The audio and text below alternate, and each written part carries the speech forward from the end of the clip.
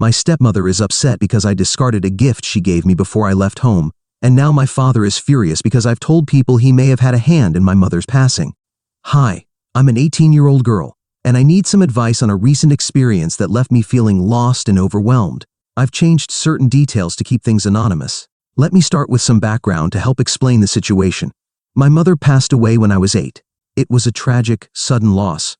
One night, my parents went out to celebrate their anniversary at a fancy restaurant, somewhere they didn't usually go. My mother ordered her favorite dish without knowing it contained an ingredient she was allergic to. She didn't think anything would be different, as it was something she'd had many times before. Her reaction was quick and severe.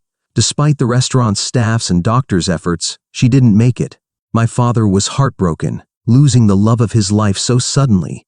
Before they'd left that evening, she had kissed my forehead and promised they'd be back to say goodnight. That memory, though painful, still brings me comfort. I was with a babysitter that night, and the news wasn't shared until early the next morning. My dad didn't want to wake me when he got home late, and he was in a terrible state himself. Just 2 months after she passed, my father's new girlfriend moved in with us. She wasn't a stranger, she'd been a friend of his before my mother's passing. Though he never mentioned it, I had a feeling their relationship started before my mother's death, especially since they married within 6 months. It felt strange to see him remarry so quickly, barely a year after losing my mother. That was when my relationship with my father started to strain. When my stepmother moved in, everything changed. All of my mother's things were boxed up and moved to the basement. My father said it was too painful to see them every day, and while my stepmother never said it outright, she seemed uncomfortable with reminders of my mother around. It felt like they were trying to erase her. Once, some distant relatives brought photos of my mother that I'd never seen before, which made me happy. I put a few in my room in a small area I decorated thoughtfully, but my father found them, and we ended up in a huge argument. He said I was being selfish by reopening old wounds. I felt he was trying to erase my mother's existence. After that, our relationship was never the same. Over the years, things between us grew even more strained. My stepmother tried to get close to me, but her affection felt forced, like she was trying to replace my mother. I never could accept her. She would even make strange comments like, "Your mother wasn't very good at housework, but we could do these things together like mother and daughter." At the time, I was about 10, so I would make excuses to avoid spending time with her. But as I got older, I began to see that it wasn't just about replacing my mom, but about making me do chores for her. These attempts to employ me didn't happen often, but she also suggested we go shopping together to match outfits, like mother and daughter. My relationship with my father stayed tense. He had me remove my mother's photos, and later, he either put her belongings in storage or discarded them. When I'd ask about it, he would tell me to stop asking, which only deepened our divide. I wasn't rebellious, but our conversations grew short and strained. I remember one birthday, either my 15th or 16th, when he organized a dinner party for me, and my stepmother attended too. I had already planned to celebrate at my uncle's my mom's brother with friends. My dad felt blindsided and angry about my plans. I offered to stay if he'd return the photos and boxes of my mother's belongings, but that only made him angrier. I left and went to my uncle's.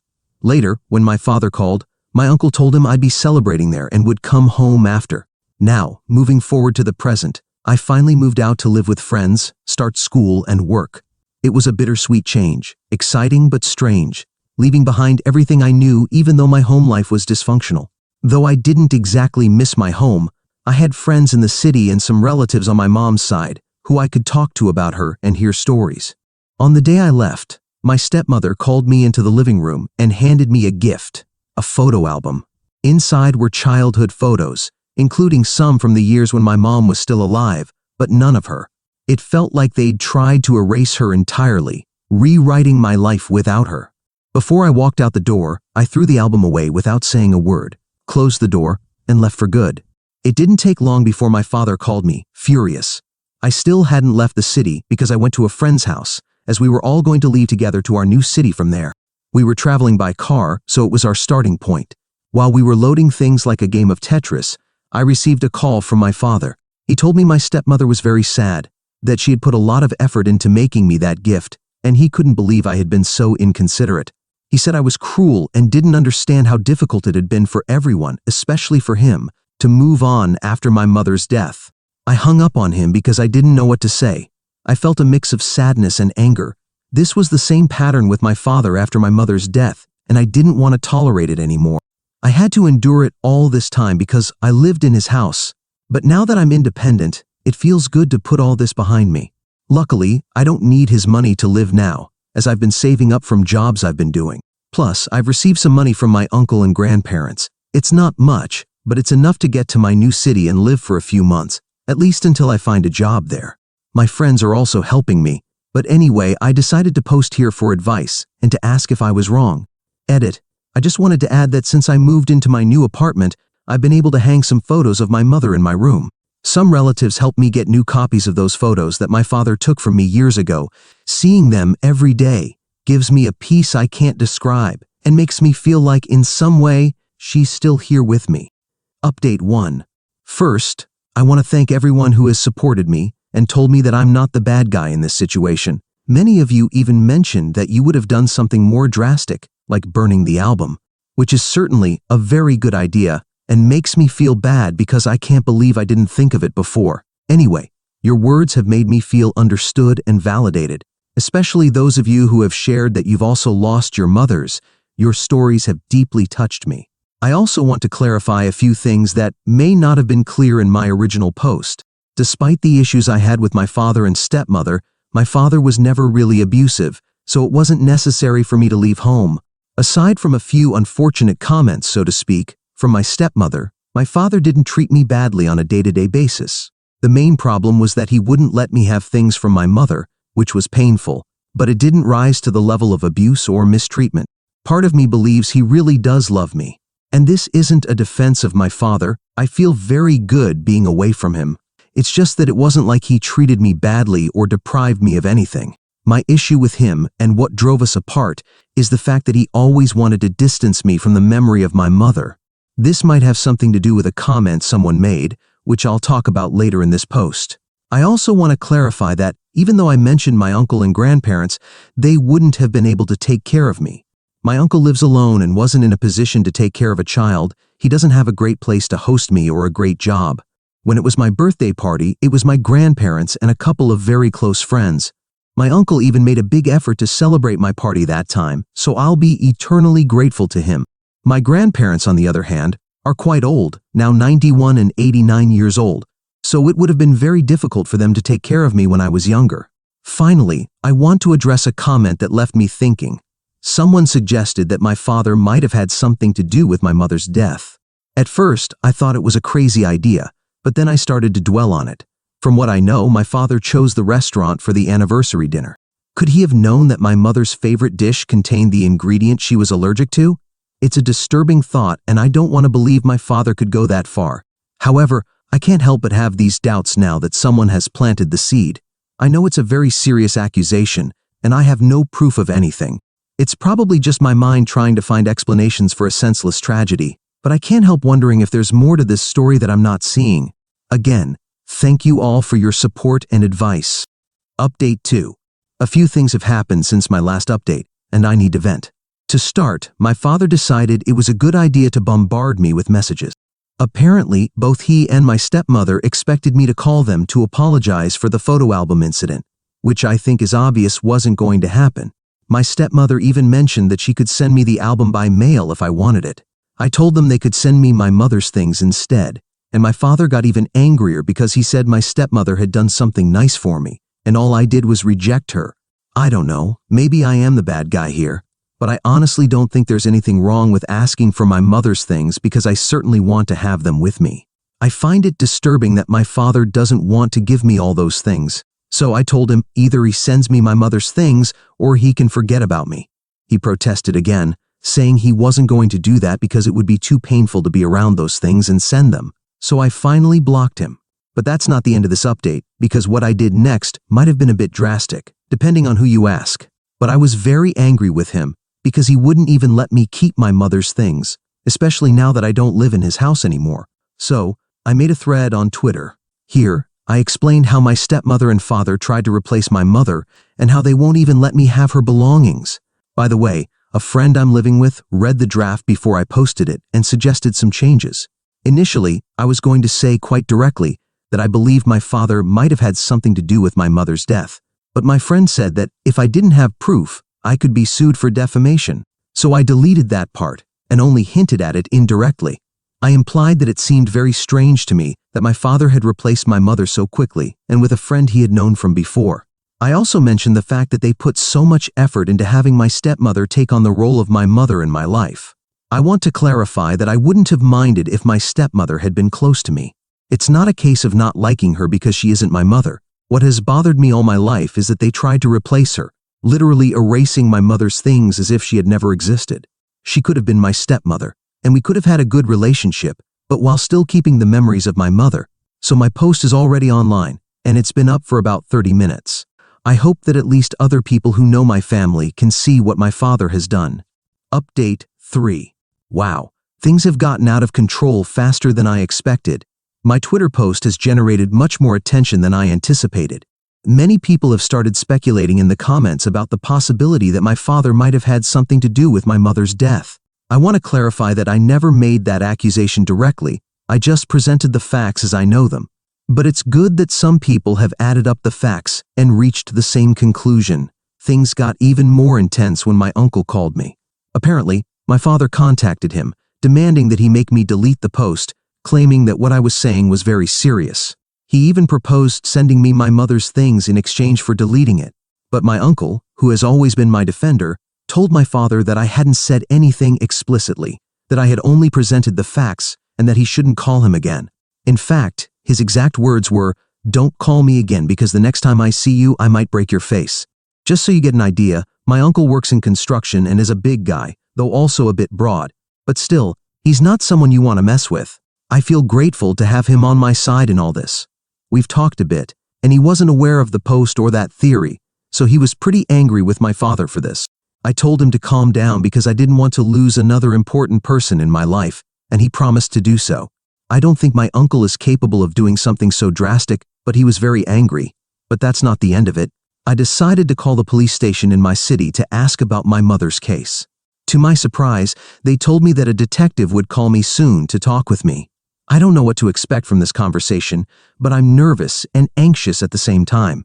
This whole situation is becoming bigger than I imagined when I made that post. I only hope to get advice and a response about my stepmother's photo album. Update 4. There's a lot to tell in this update, which will be the last one. Yes, it will be the last because all of this is too painful for me right now, and I suppose you'll understand when you read it. I'll start by saying that I've recovered my mother's belongings in all the time that has passed since it's been over a month since I was last here. I was waiting for the detective's call, but soon wasn't as soon as I imagined. He finally called me 2 days ago. I've been processing everything until today, and I decided to do an update so as not to leave my story unfinished, even though the situation is too painful to continue with more updates. First of all, having my mother's belongings makes me feel a little better. Even as I write this, I'm wearing a sweater that was hers.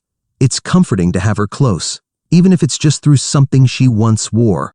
I've also recovered photos from when I was a child, from when we went to the park or on vacation, that kind of thing. There are photos with my father, but I've kept them stored away because seeing them now is too painful. In exchange, I had to delete my post. That was the condition my father set for sending me the boxes with my mother's things. It's not something I wanted to do, but I wanted even more to have her belongings. Besides, nothing prevents me from making another post in the future if I deem it necessary. He also sent my stepmother's photo album, along with a note from her, another attempt to manipulate me into getting closer to her. In the note, she said she was hurt because she never found a way to get close to me, that I was too immersed in the memory of my mother and that I didn't give her a chance. I burned the note along with the album and threw the ashes in the trash. I want to clarify that I did give her a chance. Although I found it strange that my father had a new girlfriend so soon, at 8 years old, I wasn't thinking about issues like infidelity or anything like that. My concerns were my friends, cartoons, and some other silly kid stuff.